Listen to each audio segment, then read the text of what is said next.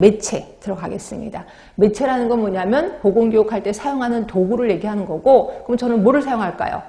마이크 사용하는 건 아니야. 저는 지금 칠판을 사용하고 있는 거죠. 결국 칠판이 매체구나 이렇게 생각하시면 되고요. 요즘 대학에서는 많이 쓰는 게 뭐겠어요? 저희 여러 가지 쓰잖아요. 실물도 보여줄 수도 있고, 그렇죠? 그 다음에 파워포인트 이런 것들 모두 매체라고 보시면 될 것 같고.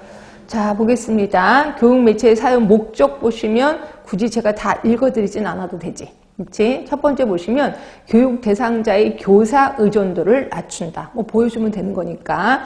그리고 대상자의 경험의 폭을 넓혀주는 거죠. 그래서 이것저것 파워포인트를 통해서 전 세계적인 걸 다 보여주잖아요. 그러니까 경험의 폭이 넓어질 수밖에 없는 거지. 그 다음에 추상적인 것에서 8번입니다. 추상적인 것에서 구체적인 것까지 의미를 더해준다. 그럴 것 같아요. 굳이 읽을 필요는 없을 것 같고 한 번쯤은 보세요. 한 번쯤은 그렇게 해서 보시고요. 그 다음에 캠프 교수가 제시한 교수 매체의 기여도도 있는데 그것도 2번 보세요. 가르치는 것을 보다 재밌게 해준다. 그럴 것 같고 4번에 교수의 소요되는 시간을 줄여줘. 말로 설명하는 것보다 보여주면 되는 거니까. 그리고 학습의 질이 높아진다라고 되어 있네요.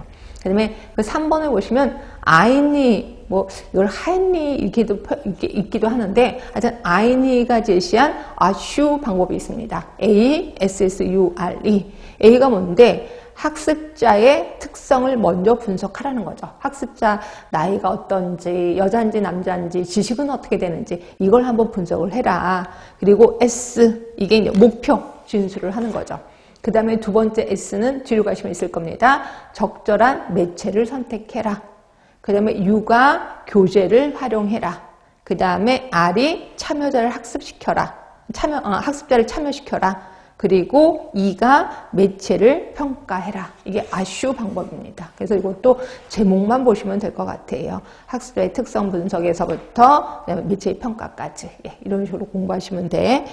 자, 매체에 대해서도 강론으로 들어가겠습니다. 자, 제일 먼저 991쪽에 마지막 줄에 있을 거예요. 실제 상황이 있을 거예요.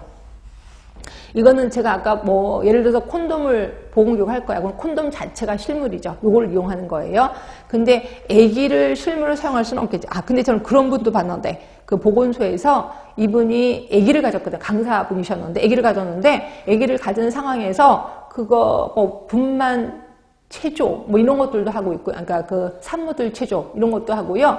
그 다음에 분만 호흡 이런 것들도 하고, 아기가 낳거든요. 아기를 태어났거든요. 태어난 아기를 데려와서 이 아기를 대상으로 목욕시키는 방법도 보여주고 막 그러는데 조금 안 좋긴 하더라. 아기가 막 자고 있는데 막 목욕시키냐고 옷을 벗겨놓으니까 애가 막 바라바라 떨면서 막 그러는데 그렇게 해서 실물을 직접 사용하기도 하더라고요. 근데 그건 좀 특이 케이스고 하여튼 이건 실물을 얘기하는 겁니다. 자, 보시면 장점, 읽으면서 이해가 되면 확실히 아는 거고 이해가 안 되면 외우실 수밖에 없네요.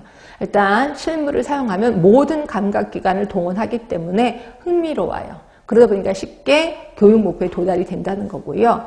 그리고 배운 거를 실생활에 가서 즉시 활용할 수가 있죠. 그래서 오늘 배웠어. 집에 가서 바로 써먹을 수가 있다는 거지. 그다음에 세 번째 보시면 단기간 내 교육자와 학습자 간의 의사소통이 이루어질 수 있다는 거죠. 그렇죠. 보여주면 되는 거니까. 단점은 실물을 구하기가 어려워요. 그렇죠. 여름에만 그거를 실물을 얻는 경우가 있어. 겨울에 가르쳐 줄 때는 얻을 수가 없게 된다는 거고. 그렇죠. 그리고 리을본에 보시면 실물이기 때문에 손상되기 쉽다는 거죠. 자, 활용 방법 보시면 이것도 있었네. 혈당, 그러니까 그 아동 당뇨요. 아동 당뇨 같은 경우는 평생 인슐린 주사를 맞아야 되잖아요. 그럼 인슐린 주사 놓는 방법을 주사기 갖고 직접 하는 거죠. 이런 것들도 실물을 사용하는 거고. 그거 하나. 그 유치원생들한테요, 집에서의 도구 사용법을 가르쳐 줄 거예요. 예를 들어 망치 사용법, 톱, 이런 것도 가르쳐 주긴 하나? 근데 하여튼 그런 걸 가르쳐 줘야 된다고 합시다. 망치 사용하는 방법, 톱 사용하는 방법, 이런 거를 가르쳐 줄 때 실물을 갖고 가르쳐 줄까요? 아니면 모형을 갖고 가르쳐 줄까요? 어떨 것 같아요? 여러분 느낌에 모형을 사용해야 될 것 같잖아요. 아니에요. 실물로 해야 됩니다. 왜냐면 모형으로 해주면 아이들이 집에 것도 모형이라 생각을 해요. 그래서 막 모형하면 막 휘둘러도 다치진 않잖아. 이렇게 머릿속에 생각이 든단 말이야. 그럼 집에 가서 실물을 갖고 막 막 난리를 치는 거죠. 장난을 치는 거죠. 그래서 항상 위험한 도는 실물 갖고 가르쳐 주는 게 가장 좋습니다.